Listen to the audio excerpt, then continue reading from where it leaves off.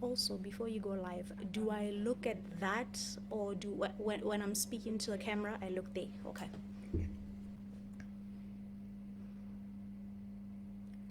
Good morning and welcome to the Dumela America podcast show. My name is Sharon, and today I'm sitting here with the U.S. Embassy Gaborone Consular Chief, Jackie Mika. Jackie, welcome to the show. Thank you so much for having me, Sharon. It's a pleasure to be here. Very happy to have you here. And we're happy because we have a lot of people, a lot of Botswana who are aware of the American visa. They want to travel to America, but they don't know where to begin. How do I begin the process of getting an American visa? It's a very good question. We have a lot of information about that specific question on our website. Always the first place to start is to go to the website, which is www.bw.usembassy.gov.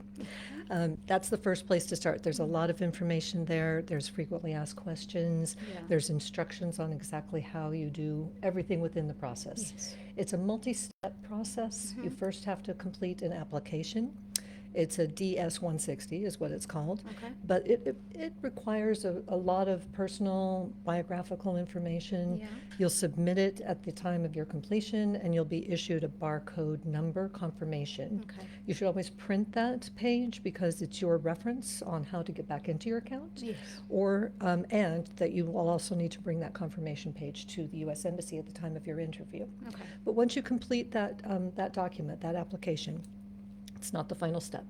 You also have to make an appointment to come into the embassy for an interview with the consular officer. Okay. So there are instructions online about how you go into our website to make an appointment for an interview. Yes. The interview may not be immediately available. Usually we have about a 30-day wait time or so. And so when you go in for the appointment, if you don't see an appointment immediately available, keep in mind that you should plan far enough ahead with your travel that you would pad that amount of time so that you can make sure that you secure an appointment for an interview. Yeah. Usually we open appointments for consecutive months on the first day of the previous month. So for example, next week is May 1st on Thursday. May 1st is a holiday, of course, so on May 2nd, likely the embassy will open new appointments for June for non-immigrant visa interviews. Yeah. And just to make sure that I understand, I cannot show up to the embassy to apply for a visa. This is a process that I absolutely have to start online at home. Absolutely. Absolutely online at home. Make sure you just thoroughly read all the information on the website because it gives you all of the information that you'll need. Once you've completed the online application and you've used the barcode that is generated to make an appointment, you will come into the interview appointment on that day. Don't come in more than 10 or 15 minutes prior to your interview appointment time. Okay. And then you'll not be able to bring any electronics into the building, so don't bring any laptops or anything like that. If you bring a cell phone, you'll have to check it at the gate. You won't be able to bring that into the consular section. Okay. You'll come into the room, you'll go into the first booth where you will be required to pay the appropriate visa fee. The visa fee will be dependent on the type of visa that you apply for. There are differing amounts that you may have to pay. Yeah.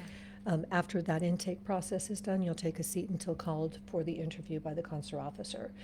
After the interview, the officer will tell you whether or not you've been approved for the visa. If you have been approved, it usually takes about 2 business days to process the visa into your passport.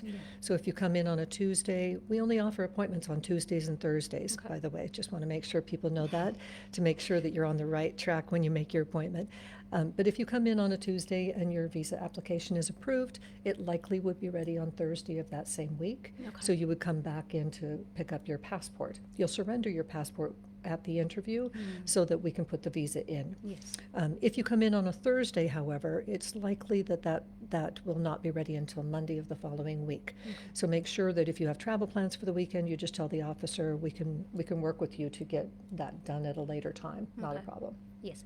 And then what sort of documents should I bring to my visa interview?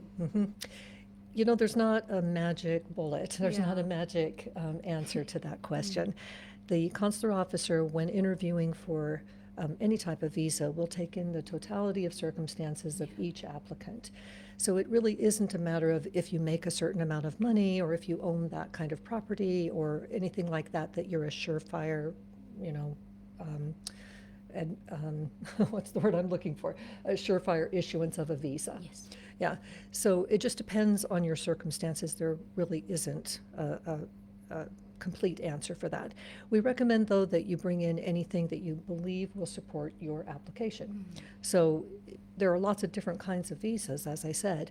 The B1, B2 is a visitor visa, and it's by far the most common application that we receive. There are also F visas, though. F visas are for students who want to study in the United States. Okay. If you are going to be doing that, then there is a certain document that is issued by a university or a college or school in the U.S. that you would be required to bring. Okay. So there are certain types of visas that do require certain documentation that you have to bring in. Generally, B1 and B2, there's not just a list that you can go down and say, okay, bank statements, check, property, corporation docs, those kinds of things. I'm going to bring all of that in.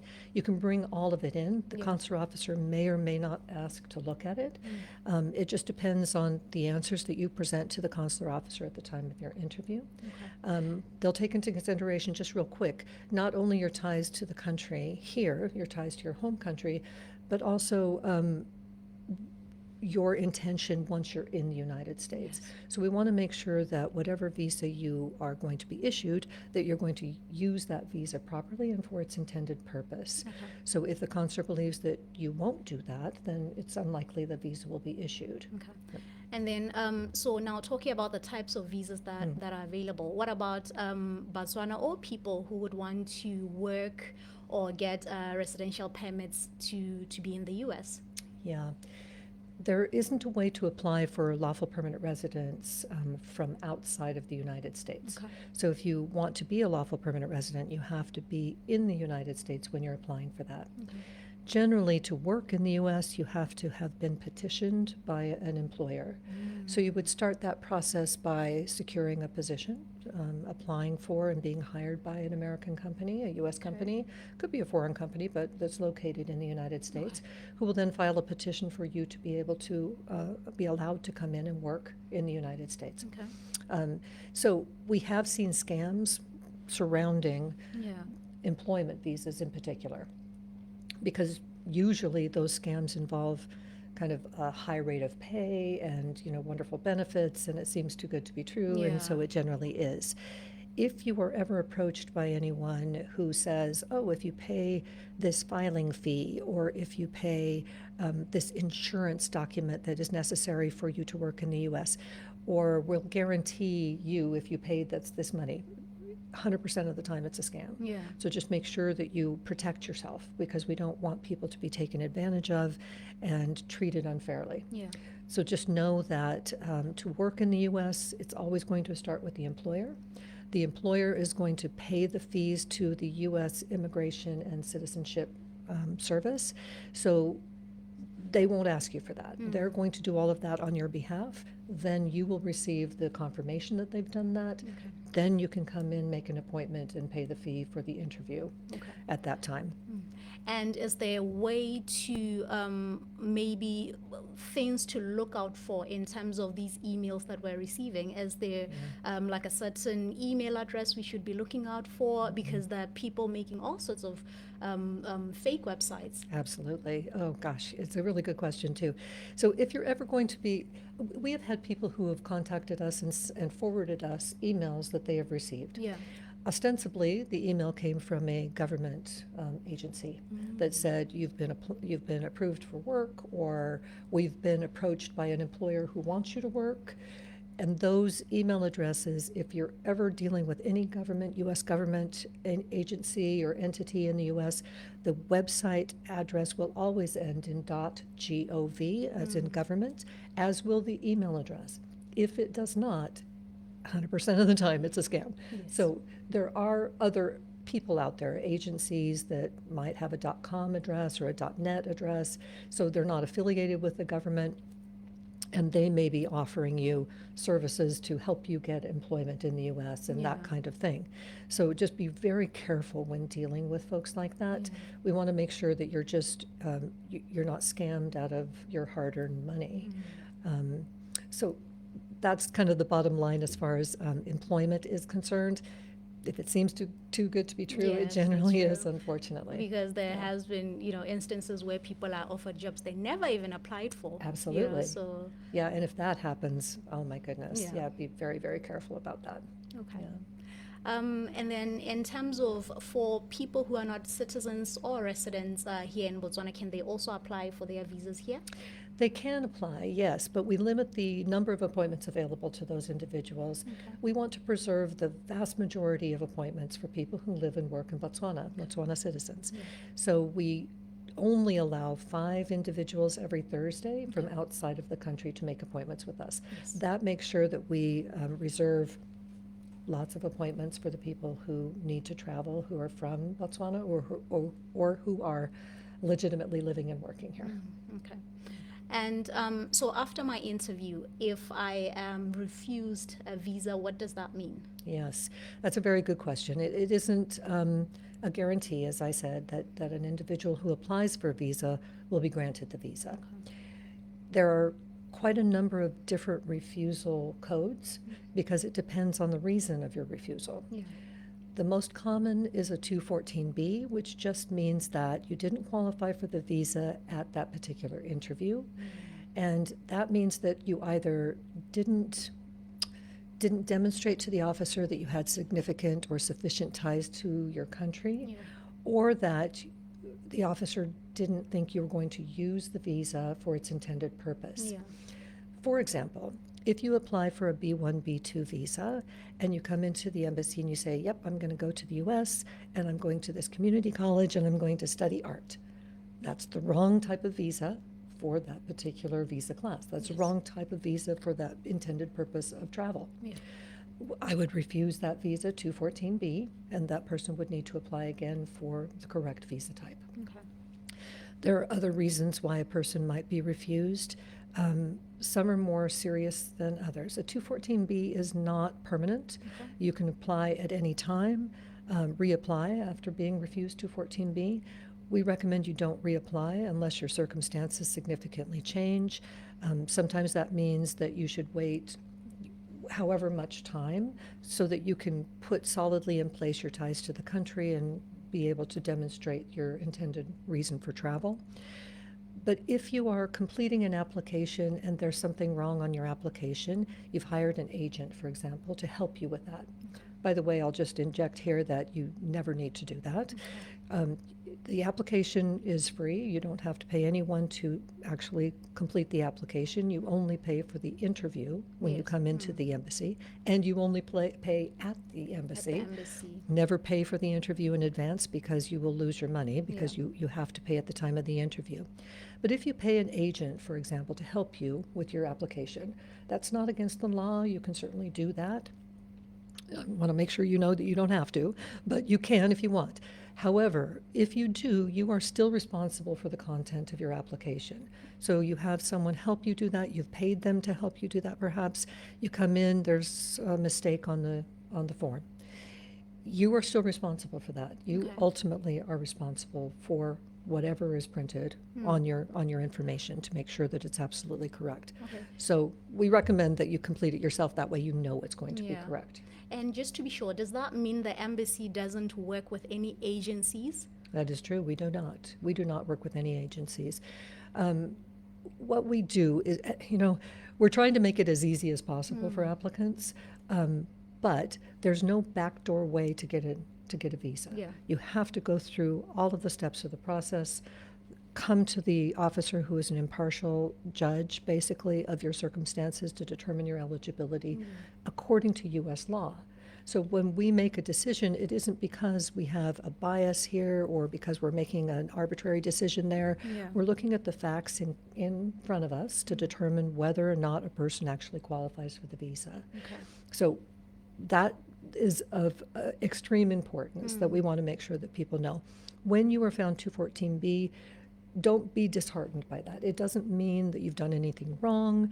It just means that you did not qualify at that time, and it's the officer's job to make that determination. So just make sure you know that. However, if you go to an agent and you pay for fraudulent documents that you think might bolster your application, there's maybe fake bank statements that show a large amount of money, or a fake employment document, or anything like that, and you present those to the officer. If we know those are fake, if we can prove that they are fake and we determine they are fake, that might result, that's visa fraud, basically, and that may result in a refusal that will permanently make you ineligible for a visa to the United States. We take visa fraud very, very seriously. So that means like somebody for life could never get a visa to travel to the U.S.? It's entirely possible, or it would be very, very difficult to overcome that. Because just like any kind of trust relationship, and that's basically what an interview is, we trust you to be telling the truth. You trust us to make the right decision. If that trust is broken and you've lied to us and you've said, yes, I make this amount of money, or yes, I work at that corporation, and you don't, then it's hard to trust you in the future. And that's the reason that you will have a hard time overcoming something like that. So we want to make sure that people, it's much, much better 100% of the time, tell the truth, only bring documents that support your application, that are valid documents, that accurately reflect your situation in your country. And in the spirit of being honest and using our visas well, what would somebody need to pay attention to in their visa page once issued a visa, or upon admission into the U.S. By the Border Protection Control, to ensure that they absolutely follow the U.S. immigration law? Are you talking about a specific visa type? Are you thinking about a specific visa type? Maybe in instances where somebody's not sure how long they can use their visa for, or how long they can stay in the U.S. for once they've been admitted into the U.S. Yes, absolutely. So if you are admitted to the U.S., if you receive your visa and you go to the U.S., it's up to the Customs and Border Protection Officer, who will review your visa and your passport upon your entry to the U.S. It's up to them to determine how long you will actually be allowed in the United States. Generally, it's 180 days, usually. It's longer if you're a student, because a student's program is likely 4 years, and so you'll probably be issued an admit until date of maybe 4 years or so. And you can come and go under those kinds of visas. If you're on a B1, B2, and the Customs and Border Protection Officer determines that you can stay 180 days, they'll stamp your passport and they'll enter a date. They'll also give you an I-94 form, which also says this is the date by which you have to leave the U.S. You need to make sure that you're in compliance with that, because a lot of people say it's a 6-month visa. 6 months isn't always 180 days. So you have to make sure that you're in compliance there, that you don't overstay accidentally. But beyond that, the purpose for a visitor visa is to visit. I mean, you're supposed to go, you can visit up to 180 days. Maybe you're a person who has a child in the U.S. who's just had a baby and you want to go and help that. Absolutely, we completely understand why you would want to stay 6 months to do that. However, you can't really, it is very suspect. If you go into the U.S., you stay absolutely 6 months, you leave for a couple of weeks, and then you come back in and you stay 6 months more, and then you leave for a couple of weeks and you come back in and stay 6 months more. That's not the purpose. You're living in the U.S. at that point. It's not the purpose of a visitor visa. So make sure that you're using it for its intended purpose. If you're a student and you enter on an F1 visa, don't stay in the U.S. and work afterward, because that's not the appropriate use of an F1 visa unless you're on OPT, which is optional practical training. All of that's legitimate. Just make sure that you are in compliance with the length of time you can be there, the purpose that your visa was issued, all of that. Once you start to establish that really good travel where you've gone in, you've left, you've gone to meetings and you've done that kind of thing, then that provides a record for future consular officers if you reapply for another visa down the road. Yeah. We have access to all of that information, so we're going to know if you've overstayed. We're going to know if you've gone in and stayed 6 months and left and came back and misused your visa in any way. We'll know that. So make sure that every single time you're using it correctly. Okay. And is that to say if I was issued a J visa for an exchange program, it's still valid? Now I'm just going on holiday. Can I still use the J? You cannot use the J. Okay. It's a good question, and it's often confusing, because I know that a lot of people don't understand the difference between the types of visas and why they're issued. So a lot of times through our public diplomacy section here at the embassy, we've identified very wonderful Botswana people who go to the U.S. on a variety of exchange programs. And those visas, the consular section is obligated to issue the visa for the maximum amount of time allowed within the system, and that's usually 5 years, like you say. But the program itself is only maybe 2 or 3 weeks. So it's confusing because you look at the visa, you say, well, this is still valid, I should be able to go. But the purpose of the travel doesn't match the type of visa. So you would need to come in for a B1, B2 if you wanted to go on vacation. If you want to transit through the United States, we've had quite a number of requests for this kind of visa. Okay. You can apply for a certain transit visa, which will allow you to go into the U.S.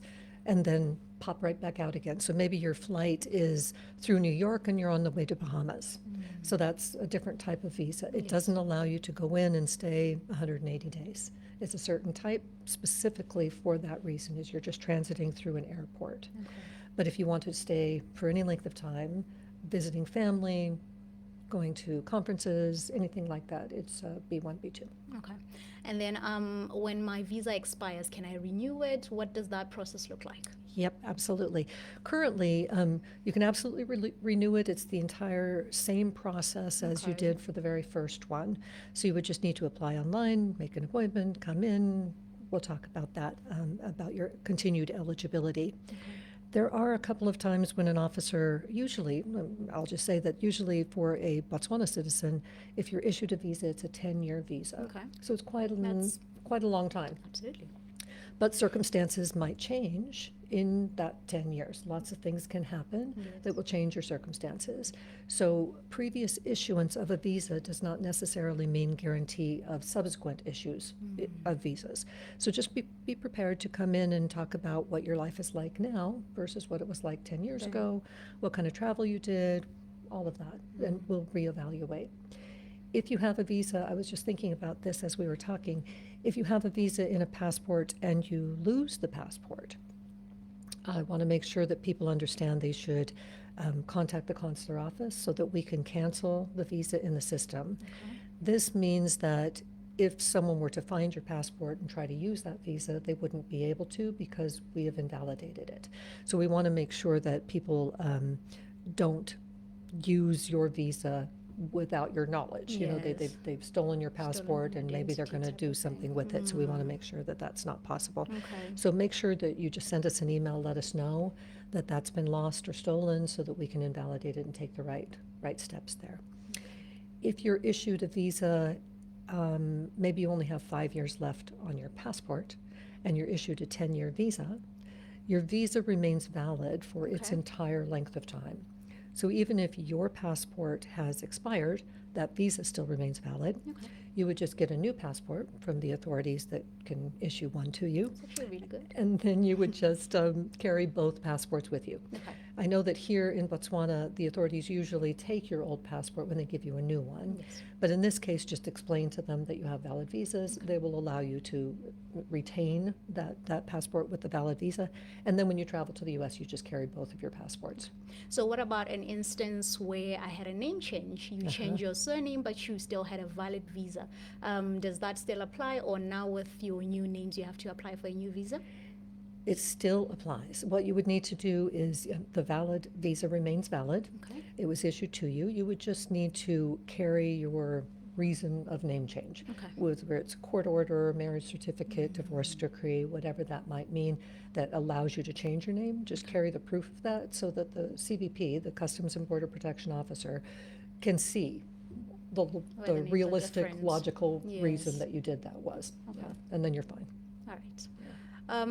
And then maybe one other thing that people get excited about, which probably would cause more scams than anything, diversity visa. So when people want to apply for diversity visa, how do they begin the process of that? Where can they go to find information? Yeah, there's a very specific website for diversity visas, and it's a specific window of time where someone could apply for a diversity visa. A diversity visa is an immigrant visa rather than a non-immigrant visa. In Botswana, we only process non-immigrant visas, so any diversity visa application would not be processed by us. If you're selected for the diversity visa, then you would be notified, and ultimately, as soon as your application is at that stage, you would be called for an interview in Johannesburg, South Africa. So just make sure that you're paying attention to that. Occasionally, when we get information, we will also put out information on our website on the diversity visa season, so that you can go to the appropriate website and make the application there. But because we don't do them here, we're not scheduling appointments or doing anything like that. Always make sure that it's a .gov address. So when you're looking for information on the diversity visa, make sure that you are paying attention to the correct information. There are so many very sophisticated frauds these days that look real and they feel real, but they're not. And so you just have to be so careful. It's like buyer beware. You really have to do your homework and make sure that you know what kind of information you're putting out there. It's also just for your own security, that you're not putting out your personally identified information to a website that's not a legitimate website, because then they have lots of things on you that they could steal your identity or any number of things. So just, and that's just good advice for any kind of website, but specifically for government websites, Probably one last thing would be traveling to the U.S. with minors. What does that process look like? Do they also need a visa, or they're covered by my visa as a parent? Yeah, it's a really good question as well. So glad you brought that up. I wasn't even thinking along those lines, so that's great that I have the opportunity to talk about that. So minors in Botswana, minors anywhere throughout the world, have to have their own visa. So all minors, newborn babies, everyone has their own passport. And because they have their own passport, they also have to have their own visa. Children who are under the age of 14 do not have to come into the embassy for the interview. So if a parent is applying, maybe it's a mom and a dad and 2 children, 8 and 10. Only the mom and dad have to come in, but they can bring in the applications for their children as well. So they have to complete the DS-160 online for each of the children and each of the parents. They come all together. They'll pay for 4 visa interviews. That's how that works. Each person, even though the children don't have to be there. And then everything goes as previously described. When you receive your visa and you're going to enter the United States, excuse me, contrary to Botswana's law, where you have to have specific permission of a parent to travel without both parents. So if one parent, the mother, for example, wants to go to the U.S. with the children, father doesn't want to go, so he's staying back. We recommend that you do have a document from the father that says you can travel to the U.S. without him. Yes, it's an affidavit. However, when I'd spoken with the Customs and Border Protection officers in the U.S., they sometimes check that, they sometimes don't. So don't be surprised if they don't, but we always recommend that you do have it just in case they do check it, because if they do and you don't have it, then you're going to be stuck. So make sure you do have that with you when you travel, but don't be surprised if you're not asked for it, because that may not be the case. So, All right. So, Jackie, do you have any last words, anything that you'd want people to know? Oh, there's so many things I love to talk about with non-immigrant visas. We really enjoy interviewing and working with our citizens of Botswana here. We want to facilitate travel. We want you to go to the U.S. to to visit your relatives or to work if you have a job, study. There's so many great opportunities there. We love to provide those opportunities to the people who are living and working here in Botswana. So the most frustrating thing I know for people is not being able to get an interview. That's probably the number one thing that we receive emails about in our section is how can I get an interview? Why aren't there any available? What we have found is that if we put out interview dates far in advance, then they're consumed very quickly. They're booked very quickly, and then we have a high no-show rate. I don't know if people forget that they've made an appointment, or maybe it's someone else out there who's making the appointment for whatever reason. That's why we don't offer them until about a month in advance. So just be paying a close attention to that, and you should be able to secure an appointment. If you have a true emergency, if there's some life or death situation in the U.S., you have a loved one who needs you right away for whatever reason, or something else that's just really an emergency, you can send an email to us so that we can consider offering you an expedited appointment. If it's just lack of planning or you've just had this sudden last-minute opportunity, those are generally not considered worthy of an expedited appointment. So just trying to manage expectations, plan far enough in advance that you can get the appointment that you need, which will allow you to travel. Okay. We definitely want you to go. Let's see if there's anything else. If you have any questions, our email address is on the website, so you can reach out to us. There's a lot of information, like I say, on the website, so please do read all of that first before reaching out to us. Our out-of-office reply that you will get, our automatic reply, will say if we've answered your questions on this page, then we probably won't respond to you, so just make sure. Absolutely. Yeah, because, if there's something really odd or just not addressed on the website, send us an email and we'll try to guide you as best we can. Any immigrant visa questions, we generally refer to the U.S. Citizenship and Immigration Office, so we can get that kind of information to you. Lots of times other things come up, that people will communicate with us from the United States and ask us all kinds of information. Please know, too, that if you have a relative or friend in the U.S. and they're wanting to advocate for your visa issuance, we generally don't pay a lot of attention to that. Okay. It's up to the applicant themselves to prove. Even though you have someone who says, yes, I promise they're going to return to Botswana within 6 months or whatever, that's nice. I mean, we're really happy that that person is providing that for you, but it's really up to you to demonstrate to the officer that you qualify for the visa. So we just come prepared. And what I also have experienced quite a number of times that I'll just briefly touch on is people will memorize answers. They'll maybe have been coached by someone who has received a visa, or they've talked to people and they are given recommendations on how to present themselves. What I'm trying to do in the visa interview is just have a conversation with you. Yes. I want to know what your life is like here, what you do, what you don't do, what your situation is. And I'm really put off, excuse me, I'm put off by someone who just gives me a memorized speech. Yeah. Because to me, that means they're not really thinking about what their answers are. They're just spitting out something that's memorized.